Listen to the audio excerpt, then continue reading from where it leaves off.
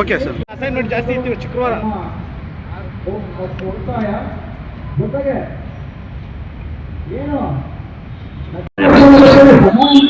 ನಮ್ಮ ಹೆಸರು ತ್ಯಾಗರಾಜ್ ಅಂತೇಳಿ, ಕಾರ್ಮಿಕ ಸಂರಕ್ಷಣಾ ಟ್ರೇಡ್ ಯೂನಿಯನ್ ಅಧ್ಯಕ್ಷರು.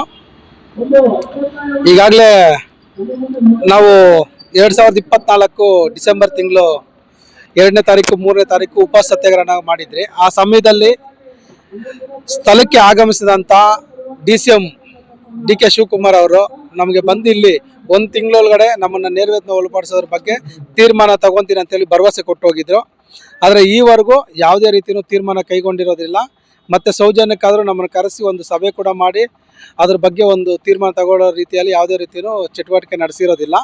ಅದ್ರ ಜೊತೆಗೆ ಮೇ 1ನೇ ತಾರೀಕು ಸರ್ಕಾರಿ ಕಾರ್ಯಕ್ರಮದಲ್ಲಿ ಪ್ಯಾಲೇಸ್ನಲ್ಲಿ ಯಾರು ರಾಜ್ಯದ ಮುಖ್ಯಮಂತ್ರಿಗಳಾದ ಸಿದ್ದರಾಮಯ್ಯ ಅವರು ಕೂಡ ನಮಗೆ ನಮ್ಮ ಚಾಲಕರ ಸಹಾಯಕರುಗಳನ್ನ ಏನು ಘನತ್ಯಾಜ್ಯ ವಿಲೇವಾರಿಯಲ್ಲಿ ಕೆಲಸ ಮಾಡ್ತಾ ಇರೋಂಥ ಕಾರ್ಮಿಕರನ್ನ ನೇರವೇತನಕ್ಕೆ ಒಳಪಡಿಸ್ತೀರಿ, ಕಾಯಂಗೊಳಿಸ್ತೀರಿ ಅಂತೇಳಿ ಭರವಸೆ ಕೊಟ್ಟಿರ್ತಾರೆ. ಆದರೆ ಆ ಭರವಸೆ ಕೂಡ ಹುಸಿಗೊಳಿಸಿ ಇವತ್ತು ನಮ್ಮನ್ನು ಗುತ್ತಿಗೆ ಪದ್ಧತಿಗೆ 7 ವರ್ಷಕ್ಕೆ ಕೊಡೋದಕ್ಕೆ ಮುಂದಾಗಿದ್ದಾರೆ.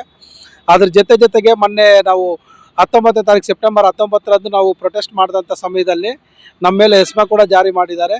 ಮತ್ತು ಏನು ಪ್ರೊಟೆಸ್ಟ್ ಮಾಡೋಂಥ ಸಮಯದಲ್ಲಿ ನಮ್ಮ ಕಾರ್ಮಿಕರನ್ನೆಲ್ಲ ಅರೆಸ್ಟ್ ಮಾಡಿ ಅವ್ರಿಗೆ ಕಿರುಕುಳ ಕೊಟ್ಟಿದ್ದಾರೆ, ದೌರ್ಜನ್ಯವೆಸಗಿದ್ದಾರೆ ನಮ್ಮ ಮೇಲೆ. ಅದೆಲ್ಲ ಇರಲಿ, ಮತ್ತೆ ನಮ್ಗೆ ಏನಾದ್ರು ಒಂದು ನ್ಯಾಯ ಕೊಡಿಸ್ಬೋದು ಅಂತ ಹೇಳ್ಬಿಟ್ಟು CMನ ಮತ್ತು DCM ಅವ್ರನ್ನೆಲ್ಲ ಭೇಟಿ ಮಾಡಿ ನಾವು ಮತ್ತೆ ಮನವಿ ಪತ್ರಗಳನ್ನ ಕೊಟ್ಟಾಗ ಕೂಡ ಇದುವರೆಗೂ ಯಾವುದೇ ರೀತಿಯೂ ಕ್ರಮ ಕೈಗೊಂಡಿರೋದಿಲ್ಲ. ಅದ್ರ ಜೊತೆಗೆ ಇವತ್ತು